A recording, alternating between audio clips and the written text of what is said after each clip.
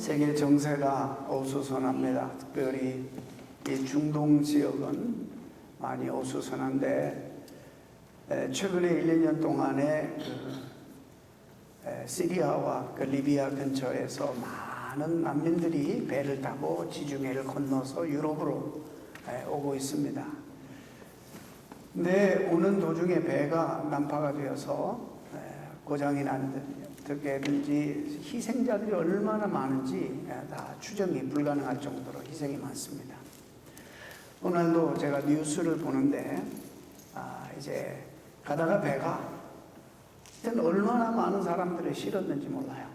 가는데 엔진이 고장이 났습니다. 고장이 나서 지중해 중간에 떠 있는데 소식을 접한 그런 정부에서 구조하러 가는데 구조하는 방법을 보니까 제일 먼저 어린아이들 이렇게 건네주더라고요. 그리고 여자들, 노약자들 이런 순서대로 건강한 사람이 제일 마지막에 또 구조가 되겠죠. 그것까지는 다 안 봤습니다만은. 그런데 우리가 그걸 상식으로 알고 있습니다. 그렇게 구명선이 있는데 구조대가 왔는데 어린아이들, 노약자 다 두고 건강한 사람이 먼저 뛰어들어가서 구명선을 잡으면 되겠어요? 그렇죠? 네. 그런데 비행기를 탔는데 제가 깜짝 놀랐어요. 제 상식에 조금 벗어나는 그런 안내방송이 나왔습니다. 비행 중에 문제가 생길 때 이제 여러 가지 이머전시 그런 교육을 하지 않습니까?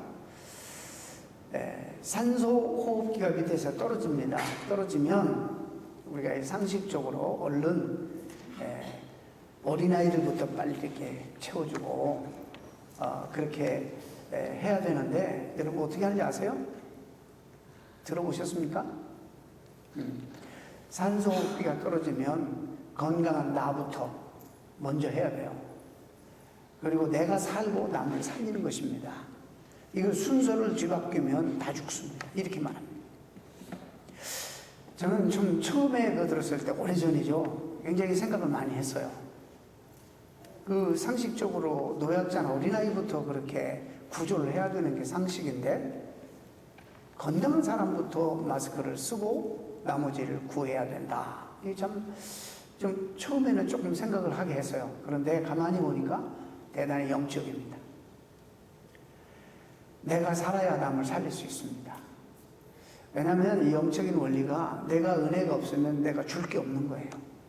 우리는 남에게 내가 있는 것밖에 줄 수가 없거든요. 그래서 내가 영적으로 은혜를 받아야지 그 은혜로운 삶을 살 수 있고 그 은혜를 남에게도 줄 수 있는데 내가 은혜가 없는데 어떻게 남에게 은혜로운 그런 삶을 제공하고 은혜를 줄 수 있겠어요? 그래서 그리스도인들에게는 절대적으로 필요한 것이 하나님께 은혜를 사모하고 은혜를 받는 것입니다.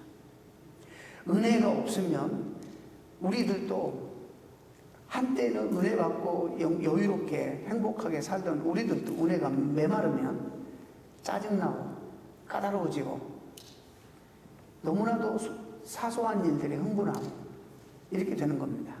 그래서 여러분 신앙생활 하다가 별거 아닌 거 가지고 자꾸 그러면 그 사람 위해서 기도해 주세요. 같이 맞서지 말고 은혜가 없구나. 그래서 기도해 주세요. 은혜 있는 사람이 품어야 되는 겁니다.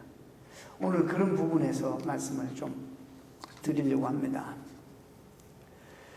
우리가 매일매일 신앙생활도 하고 하나님이 원하시는 세상을 변화시키는 이런 삶을 살기 위해서는 절대적으로 우리가 은혜 생활을 해야 됩니다. 은혜가 없으면 아무것도 우리는 할 수가 없습니다. 저는 2주 전에 정말 바른 믿음, 참 신앙은 먼저 보는 관점, 시각으로부터 변화가 일어난다. 분명하게 세상은 지난주에도 사탄이 만들어 놓은 제도와 구조 속에 공중의 권세 잡은 자가 끌고 가는 겁니다. 그러나 하나님은 우리를 자녀 삼으시고 하나님이 로마서 11장 마지막까지 해놓으신 말씀, 내가 너를 위해서 이런 일을 해놓았다. 그러므로 너희는 어떻게 하라? 세상을 본받지 말라.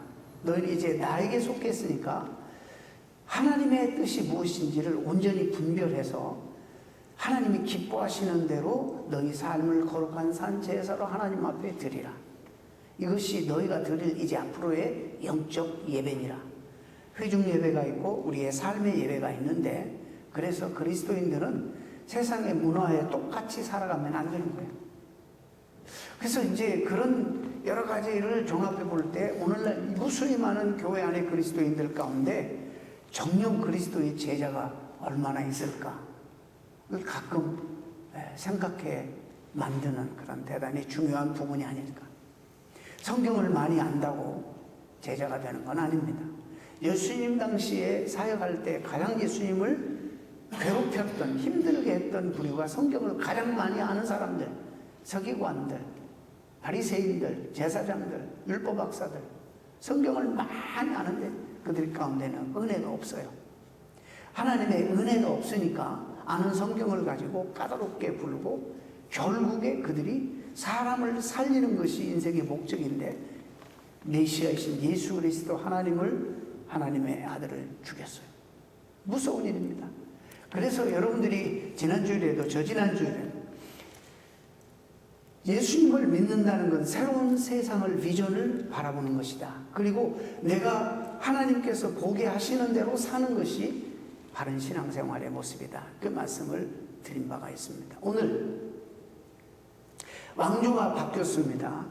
사울 왕조에서 이제 다윗 왕조로 바뀌었습니다.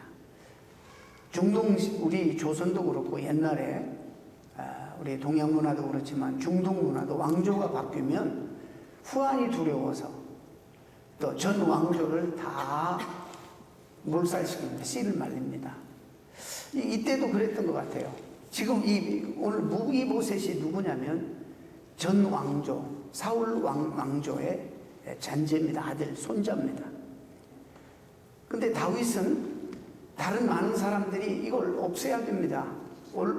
오죽했으면 이 사람이 지금 도망가서 어디에서 사냐면 로드발, 로라는 건 부정어입니다. 드발은 pasture, 잔디가 없는, 풀이 없는 그런 곳에서 지금 숨어서 살고 있는 거예요. 황무지에서. 왜? 풀이 누군 사람들이 많고, 그런데 사람들이 많으면 자기 정체가 발각되고, 그러면 자기가 잡혀서 죽으니까 지금 황무지에서 아무도 살지 않는, 정말 사람이 살지 않는 그곳에서 피신해서 살고 있는 그런 지경입니다. 그런데 여러분, 다윗의 신복들이 과잉 충성해서 하여튼 잔재들을 다 죽이려고 혈안이 되어 있습니다. 그러나 다윗은 하나님께 너무나 많은 은혜를 입은 사람입니다.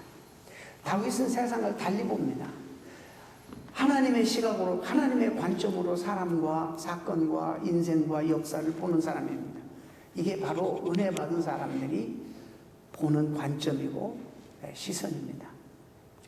저는 얼마 전에 어떤 한국의 대단히 중요한 그 조선 왕조 이 부분에 대해서 연구를 하는 아주 정말 전문적인 역사학자, 그 중에서도 굉장히 명성 있는 역사학자가 쓴 글 하나를 봤습니다. 그게 뭐냐면 조선은 임진왜란 때 망했어야 됐다라는 글이에요. 깜짝 놀랐어요. 아니 매국노도 아니고 이렇게 자랑스럽게 500년 그 어려운 그런 역사를 거쳐서 참 은근과 끈기로, 그리고 잘 그 어려움을 극복하고 500년이나 이어온 이 찬란한 역사를 왜 이렇게 평가하는가? 자기는 이순신 장군에 대해서 그를 영웅시하고 참 그런 지도자가 필요하니까 오늘날 많이 그렇게 돋보이게 하는 것은 인정하고, 자기도 본인도 인정하지만 명랑이라는 영화는 안 봤다. 1500만이 봐도 자기는 안 봤다는 거예요. 그 사람은 싫어서가 아니라 자기는 개인적으로 임진왜란 때 나라가 멸망했어야 됐다라고, 그랬어야 된다라는 생각을 적었어요.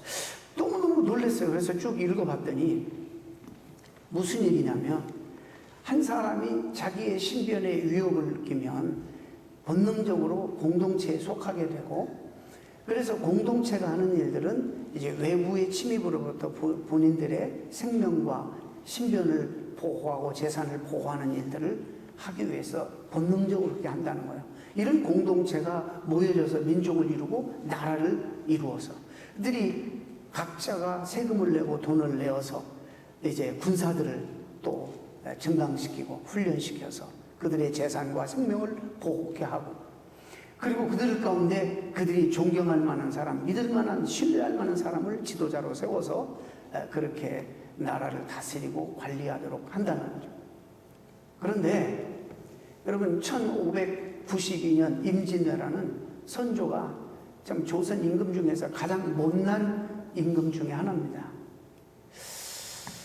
그리고 그 당시에 나라를 다스렸던 이 당파 싸움, 노론소론 이래가지고 마땅히 그들이 국민들, 민초들의 생명을 다스리고 그들을 행복하게 하고 그들의 신변을 보호하고 이래야 될 사람들이 전쟁이 일어나니까 도성을 버리고 백성을 버리고 임금과 정부 강요들이 다 도망갔습니다.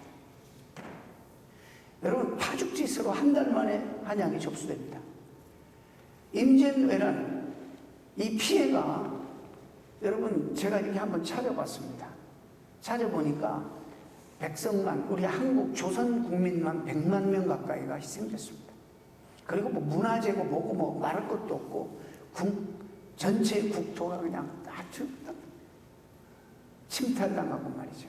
핥혀져서 66% 땅이 농사를 더 이상 질 수 없는 그런 땅으로 변했다는 거예요. 엄청난 7년 동안의 큰 피해를 입었습니다.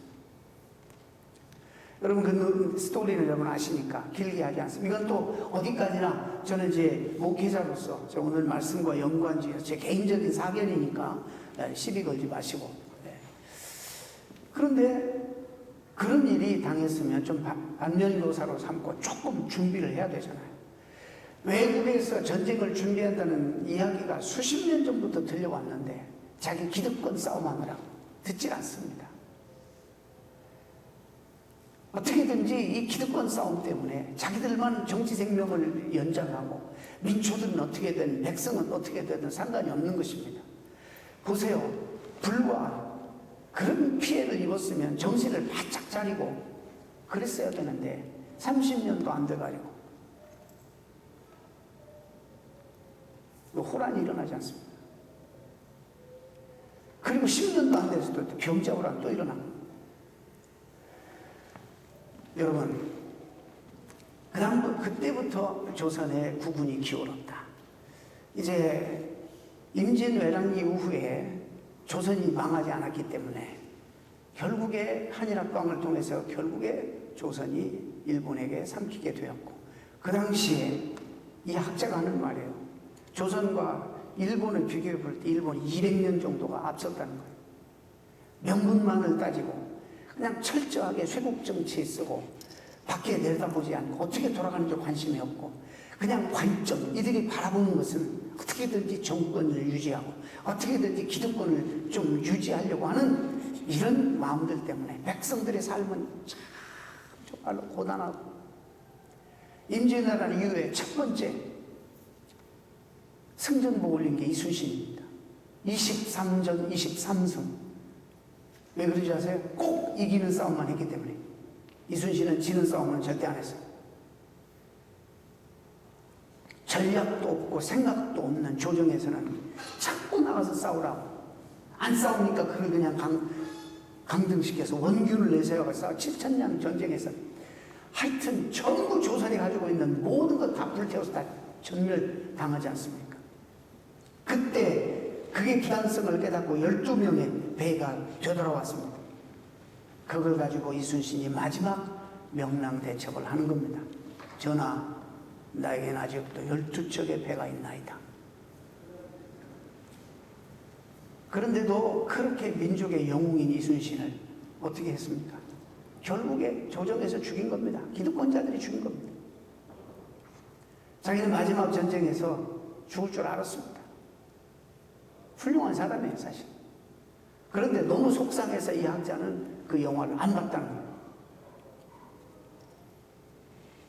그러면서 하는 말이, 중국이 그래도 60개 왕조 중 한 나라부터 시작해서 60개 왕조 중에서 가장 오래 존속한 국가 순위를 매기면서 청나라도 300년이 안 됐고, 당나라도 289년, 명나라도 276년, 전한과 요나라도 각각 209년. 나라가 500년 된 거 이게 자랑할 게 아니다. 부패하면 빨리 이렇게 참신한 사람들로 변화를 시켜서 그렇게 했으면 우리 지금도 많이 발전했지만 얼마나 큰 발전을 이루었을까라고 말하는 이 역사학자의 이 사람들의 요지가 그렇습니다. 어디든지 너무 기득권 세력이 오래 이렇게 버티면 타락하게 되어 있습니다.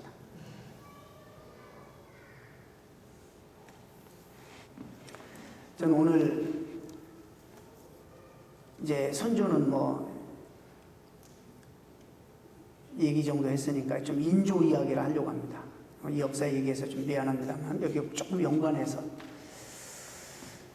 그 한국의 역사학자들이 조선 500년 가운데 다시 그 역사를 되돌린다면 정말 역사를 바꾸고 싶은 사람들 넘버 1, 2, 3를 이렇게 매겼는데 첫 번째가 효명세자예요.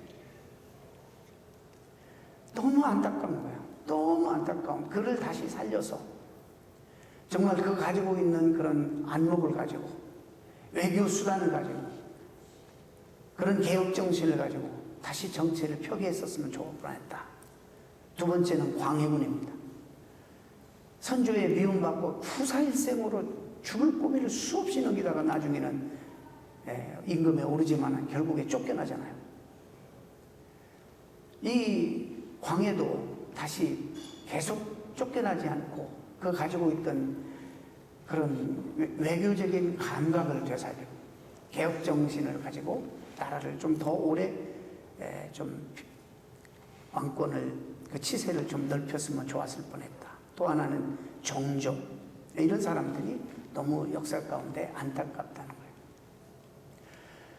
자, 병자호란은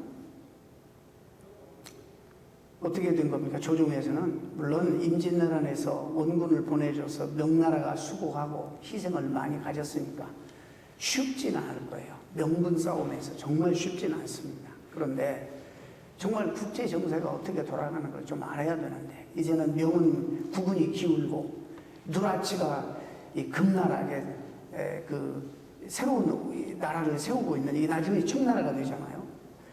그냥 정말로 강력하게 나라를 세우고 있는데 이런 정보를 광해는 다 입수합니다. 그래서 좀 준비를 하려고 그래도 숨어서 준비할 수밖에 없는, 왜냐하면 전부 명분 싸움 하니까 명나라에 대만 전혀 국제 감각이 없고 지도자가 그걸 보는 안목이 없는 거예요.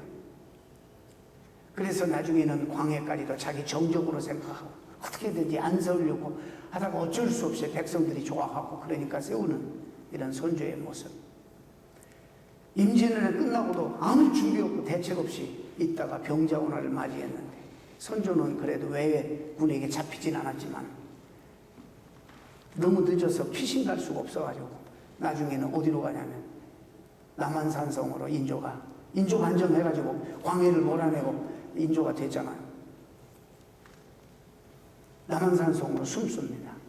고립작전 해가지고 다 굶어 죽게 새겨서 나중에는 항복을 하게 되죠. 여러분 삼전도 사건 아시죠? 머리에다가 그냥 조아리면서 피가 흐르도록 땅에다가 조아리면서 수치스러운 일을 경험했죠. 그런데도 이 인조는 계속 그 나라를 졌으면서도 오랑캐 나라로 여기는 거예요. 그때에 볼모로 끌려간 세자가 바로 소현세자입니다. 9년간 끌려가가지고 인질로 외국에서 생활합니다. 그런데 이 소현세자는 자기가 장차 조선의 왕이 될 걸 생각해서 참 그 비교가 되는 거예요. 얼마나 정말 폐쇄적이고 얼마나 안목들이 좁고 얼마나 우물한 개구리고, 근데 가보니까 자기도 청나라에 대한 절대 좋은 감정은 아니지만 가보니까는 와, 이미 서양 문명을 받아들이고 엄청나게 발전하고 있는 이런 모습을 보면서 소현세자는 백성들을 생각해서 이 실용주의자로 바뀌죠. 그 아내도 참 지혜로웠어요. 우리가 여기서 이렇게 시간만 죽일 것이 아니라 창조적인 일을 하자 해서 지금의 심양 근처에서 머물고 있었는데, 강금도에 있었는데, 어떻게 허락을 받아서 땅을 거기서 농장을 해서 농사를 짓고, 조선에서 노예로 끌려온 사람들을 사서 그 사람들을 일시키고 돈을 주고, 돈을 벌어서 시장을 열고, 그 돈으로 또 더 많은 노예를 사가지고 조선으로 보내고, 그 중간에 있어서 청나라와 조선과의 외교 참 엄청난 역할을 합니다. 그리고는 은밀한 그런 기밀 같은 것들을 인조에게 보내고 9년 만에 되돌아옵니다. 조선 조정은 환영하는 기색이 없습니다. 잔치 한번 열어주지 않고 수고했다고 애썼다고 말 한마디 없다고 기록에 그렇게 남아있습니다. 그리고는 자꾸 이 중요한 것은 그때 북경에서 알렌이라는 서양 선교사님을 만납니다. 사실 효명세자가 복음을 그때 전해봤습니다. 그리고 난 다음에 서양의 새로운 문물들을 받아들여서 이제 정말 개혁 정신을 가지고 조선에 오는데 아직도 전혀 변화될 기미가 없고 관점이 좁고 그냥 명나라만 죽어가는 명나라만을 바라봤던 그런 그 인조를 비롯해서 조정 대신들. 사실상 이 광해가 밀려난 것은 바로 그런 것 때문에 아니에요. 명나라보다는 새로 일하는 후금 때문에 관심을 많이 쓰니까 이것도 굉장히 반대를 받는 그런 부분이었습니다. 결국에 인조는 자기 아들을 직접은 아니지만 죽게 허락합니다. 독살을 당합니다. 역사는 그렇게 기록하지 않지만은 역사가들은 다 그렇게 또 보고 있습니다. 다 그렇게 짐작합니다. 독살당합니다. 자, 보세요. 자기 아들이 9년간 이 얼마나 못난 애입니까? 나는 인조 이거 생각할 때마다 정말 스트레스 받고 가슴이 너무 아파요. 9년간 자기 정치 못해가지고 자기 아들이 가서 9년간 벌무로 잡혀 있으면서 수없이 공헌을 많이 하고 외교력을 동원해서 조선을 유익하게 하고 많은 민초들을 돈 주고 사서 조선으로 돌려보낸 바로 이 귀한 세자를 칭청이라고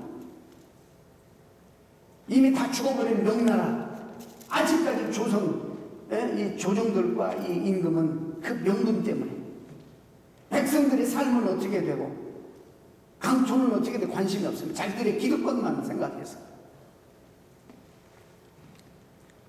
결국에 자기 자식을 정적으로 여겨버립니다. 그래 죽이는 거예요. 인조가 이렇게 흐릿하니까 주변에서 또 음모도 꾸미고 이래서 그 지혜로운 강씨 독살시켜버립니다. 또 사약을 먹여서 죽입니다. 참 슬픈 얘기입니다. 자기의 친손자 3명, 12살, 8살, 4살 되는 이 자기의 친손자 3을 제주도로 귀양군에서 죽여버립니다. 여러분, 신앙생활에 이 안목이 이렇게 중요한 거예요. 뿐만 아닙니다. 강씨의 친척, 그 강씨의 자손들 있잖아요. 어머니, 친정어머니뿐만 아니라 형제들 다 죽입니다. 한 사람이 이 안목이 잘못됨으로 이렇게 많은 희생과 피해를 온 국민에게 또 가까이는 정말로 자기가 아끼고 보호해야 될 사랑하는 가족들이 이렇게 큰 희생을 줍니다. 제가 오늘의 본문의 다윗을 여러분들에게 비교하기 위해서 합니다. 같은 왕이니까. 인조에 비해서 이 다윗 왕은 참 하나님의 은혜를 많이 입은 사람입니다. 아마 주변에서 과거에 그랬듯이 이제 새로운 왕조가 시작되었으니까 전의 왕조, 사울 왕조의 모든 잔재는 후환이 두려우니까 없애려고 하는 그런 분위기가 충분히 무르익었습니다. 다행히 전쟁을 통해서 사울과 사울 왕의 아들들이 다 죽었고, 근데 다윗이 요나단에 대한 마음에 이제 첫째는 하나님의 은혜요, 둘째는 요나단에 대한 마음에 빛이 있는 거예요. 전 왕조에 살아남은 정말 씨가 누구라도 있는가 찾아보라고 합니다. 주변에 있는 사람은 오히려 정적이기 때문에 다 죽이고 없애고 깨끗하게 프레시하게 새롭게 시작하라고 하는 이런 분위기 속에서 다윗은 다른 시각으로 본 거예요. 하나님의 은혜의 시각으로 본 거예요. 여러분, 이게 신앙생활의 시작은 새롭게 다르게 봄으로 시작되는데, 이게 보는 게 굉장히 중요합니다. 관점이. 이게 안 변하면, 그래서 비전이라고 말하잖아. 이 비전이 도대체 무슨 비전이냐? 세상의 야망과는 너무 다른 거예요. 하나님의 안목으로 보는 거예요. 하나님의 안목. 하나님의 시선으로 다시 보는 거예요. 은혜로운 마음으로 다시 보는 거예요. 찾아보니까, 공권력을 동원해 찾아보니까 한 사람이 살아있는 저 로드발에 살고 있는 쩔뚝발이 무비보셋, 요나단의 아들이 하나가 살아있다는 거예요. 데려와라. 무비보셋의 입장에는 얼마나 겁이 났겠어요. 그나마도 지금까지 숨을 죽이고 살아있는데, 그 사람이 살지 않는 로드발이라는 것은 목초지가 아닌 황무지에서 지금 얹혀서 숨어 지내고 있는데 들켰어. 그러니까 이제 오라는 거예요. 그래서 왕 앞에 불려갑니다. 얼마나 부들부들 떨었겠어. 상상해보세요. 그런데 다윗이 반응이 너무너무 참 은혜스럽습니다.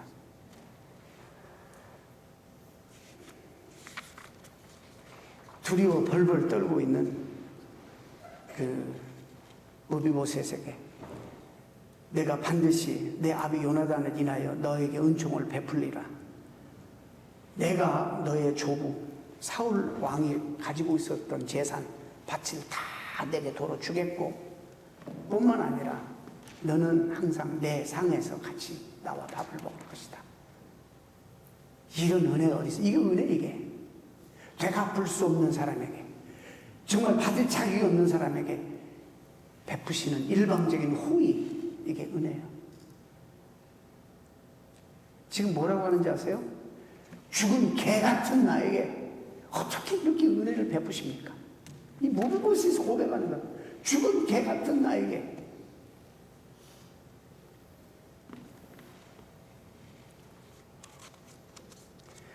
얼마나 따뜻한 스토리입니까? 얼마나 우리를 치유하는 스토리입니까? 어떻게든지 정적을 죽이고 어떻게든지 경쟁자를 넘어뜨리고 나만 살아야 되겠다고 생각하는 이 세상 속에서 얼마나 따뜻한 이야기입니까? 왜 이렇게 할 수 있었냐면 다윗은 하나님 앞에서 한량없는 은혜를 입은 사람이에요. 너무 받은 게 많고 너무 하나님의 은혜가 크니까 생애 살면서 늘 내가 이 은혜를 어떻게 되갚을까? 물론 하나님 앞에 찬양과 영광을 올려드리지만 내 생애 가운데 어떻게 은혜를 되갚으며 살 수 있을까를 가지고 그는 고민했던 것 같아요.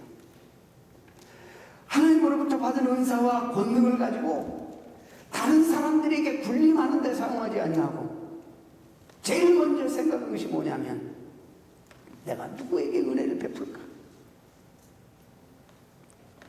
내가 누구에게 하나님의 은혜를 나눌까? 말씀드렸죠? 내게 있어야지 베풀 수 있는 거예요. 나에게 은혜가 없는데 어떻게 베풀어? 그래서 안 되는 거예요. 그 때문에 성도들은 한없이 끊임없이 하나님의 은혜를 사모해요. 우리에게는 없습니다. 그래서 은혜를 받아야지. 여기는 구원받는 은혜뿐만 아니라 매일매일 하나님이 주시는 은혜가 있어야 돼. 은혜가 나를 성도로 살게 하는 힘, 능력, 이런 은혜가 나에게 있어야 돼. 그래서 우리가 은혜를 사모해야 돼. 그래야 정상적인 그리스도인의 삶을 살게 되는 것입니다. 참 이게 재밌는 거예요. 비교해보면요, 우리의 모습이에요. 무비보셋이 우리의 모습, 죄인들의 모습이에요. 죽은 개 같은 나를 어찌 이렇게 환대하시고 은혜를 베푸십니까? 우리 다 죽었잖아요. 하나님이 그렇게 오늘날도 은혜를 베푸시는데 우리는 아직도 하나님이 제시하는 마귀의 종이 되어가지고 그 원리대로 살고 있잖아요. 하나님은 우리를 포기할 수가 없어요.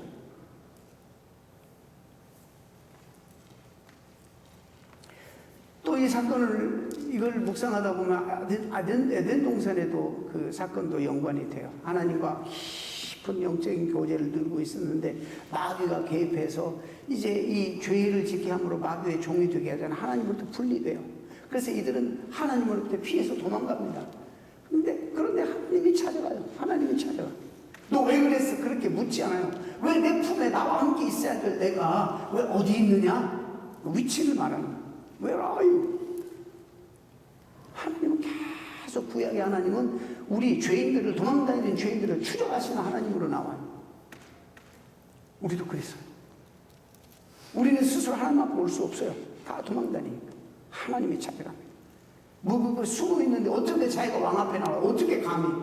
다윗이 모든 공권력을 동원해서 다윗이 찾아갑니다. 다윗이 만나주는 겁니다.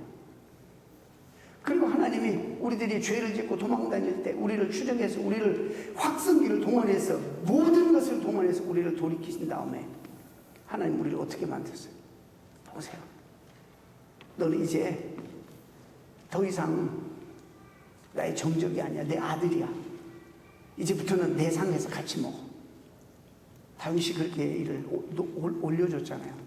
하나님 우리를 자녀 삼으시고 왕의 잔치에 우리를 초대해서 주님과 함께 살게 만들어 주시잖아요. 이 땅에서도 우리는 천국 생활을 할 수 있도록 하나님 우리를 초대해 주시잖아요.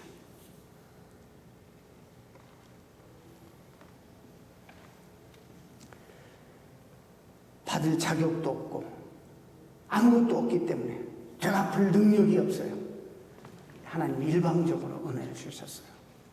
우리는 아직도 그런 은혜를 받고 있으면서도 아직도 나만을 위해 살고 이 은혜마저도 은혜의 정신을 잃어버리고 나만 은혜 받고 나만 성령 충만 받고 이거 가지고 교만해지고 이거 가지고 거들먹거리고 이거 가지고 남 정죄하고 이게 얼마나 못된 참 미련한 우리인지 몰라요. 왜 주셨는데 우리에게 은혜를 남들에게 은혜를 베풀라고. 하나님의 교회는 은혜를 사모하고 구하는 자들을 통해서 역사가 일어납니다. 여러분 아시죠? 이것은 기본이니까. 오늘 하나님의 교회들이 자꾸 약해지는 것은 이 중요한 원리를 구하지 아니하고 인간의 힘과 능력을 구하기 때문이라고 생각합니다. 건물 자랑하고 사람 자랑하고 숫자 자랑하고 돈 자랑하고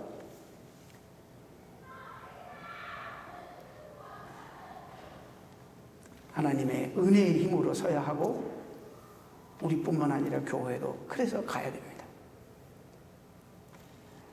여러분 우리가 지금은 이 시대는 오직 우리가 가지고 있는 것 때문에 내가 그동안 이룬 것 때문에 하나님의 은혜를 구하지 않고 그런 것들을 자랑하다가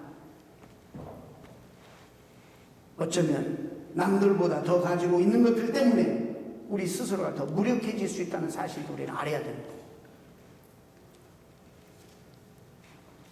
세상을 변화시키는 능력은 인간의 조직도 치밀한 계획도 아니라 하나님의 은혜입니다.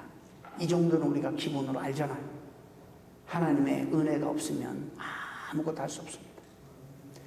목장이 새롭게 편성되어서 목자들이 참 제가 축하 메시지를 보냈어요. 근데 여러분 우리가 뭔데 나는 한다 안 한다. 하나님의 은혜가 없으면요 아무리 재주를 가져도 못해요. 아무리 성경을 많이 알아도 못해요. 하나님의 은혜가 임하면 우리가 부족하고 이렇게 형편없고 남 앞에 서기도 두렵고 말도 둔하고 그래도 하나님의 은혜가 임하면 얼마든지 감당할 수 있습니다.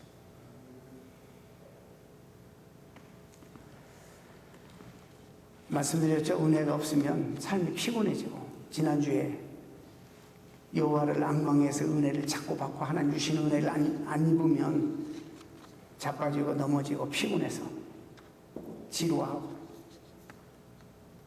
삶이 지루해지는 것입니다. 저는 이엔 바운즈의 이 스테이트먼트를 참 좋아하고 여러분에게 기도를 부탁합니다. 이엔 바운즈라는 사람이 기도에 대한 책을 많이 썼어요. 그 가운데 이제 저에게 해당되는 기름 부음이 있는 강단은 이 세상에 있는 가장 강력한 하나님의 능력의 통로다 그랬어요. 여러분이 기도해 주셔야 되는 이유예요. 기름 부음이 임하는 강단은 하나님이 이 시간 여러분들에게 은혜 주시는 가장 강력한 통로라는 것입니다. 성경 말씀은 아니지만 너무너무 가슴에 와닿는 말씀입니다. 오늘도 강단 서기 전에 일부 예배가 참 힘들더라고요. 다른 거 없어요. 하나님 나를 불쌍히 여겨달라. 하나님 불쌍히 여겨주세요. 하나님의 도구만 되고 싶습니다. 불쌍히 여겨주십시오. 이 강단에 기름 부음이 있게 해주십시오. 제가 말재주로 또 뭘로 가진 지식으로 이게 되는 일입니까? 하나님의 은혜가 임해야 돼요. 하나님의 은혜가. 성령의 기름 부음이 있도록 여러분이 그래서 늘 기도해 주셔야 되는 겁니다. 왜냐하면 여러분이 이 강단을 통해서 전파되는 말씀을 통해 은혜 받지 못하면 여러분이 불행해지기 때문이죠. 그러니까 이것은 곧 여러분 자신을 위한 기도이기도 합니다. 하나님의 은혜로 살게 되어 있는 우리 성도들이 은혜가 떨어지면 어떻게 되는 겁니까? 삶의 모든 영역에 힘을 잃게 되고 의욕을 잃게 되고 능력을 상실하게 되는 겁니다. 짜증스럽고 지루하고 답답하고 정체되는 것입니다. 당연히 기쁨도 없어지고 평강도 깨어지는 것입니다. 사도 바울이 이런 얘기를 했어요. 내가 나된 것은 전적인 하나님의 은혜라. 말장난하는 게 아니에요. 이건 말로 설명이 안 된다 이 말이에요. 하나님의 은혜가 아니고서는 말로 설명할 수 없는 일들이 세계 가운데 너무 저기는 많다 이거예요. 이런 일들이 우리 교회에 있어야 돼요. 말로 설명이 안 되는 일들이 있어야 돼요. 여기 와서만 경험하는 일들, 말로 설명이 어떻게 할 수가 없는 일들이 하나님의 역사와 은혜의 일들이 여기에서 있어야 돼요. 임재해야 돼요. 이런 일들이 벌어지는 교회가 되도록 여러분 기도해야 됩니다. 이 속에 있지 않으면 도저히 납득이 안 되는 그런 은혜의 기적들이 일어나야 합니다. 이게 바로 저는 교회의 영광이라고 봅니다. 그냥 일주일에 한 번씩 오는 자리가 아니라 사모하고 매일매일 사모하다가 또 하나님 앞에 예배드리는 이것이 얼마나 영광된 것을 알고 사모하는 마음으로 기다렸다가 이렇게 오셔서 성도들과 함께 하나님 감사합니다. 주의 은혜로 내가 오늘 살아갑니다. 주의 은혜가 떠나면 나는 시체입니다. 불쌍히 여겨 주옵소서. 이렇게 기도하면서 하나님 앞에 나갈 때 우리 교회 성도들이 이것이 우리가 평생 누려야 될 우리가 영광인 것입니다. 세상 거 자랑하는 것보다 하나님의 나를 만나주시고 하나님이 나에게 은혜 주셨다. 하나님이 나에게 이렇게 손대 주셨고 하나님이 나를 도우셔서 내가 도대체 내 힘으로는 할 수 없는 일들을 하나님이 이루셨다. 이런 감정들이 여러분들에게 풍성해지기를 주의 이름으로 축원합니다. 기도하겠습니다.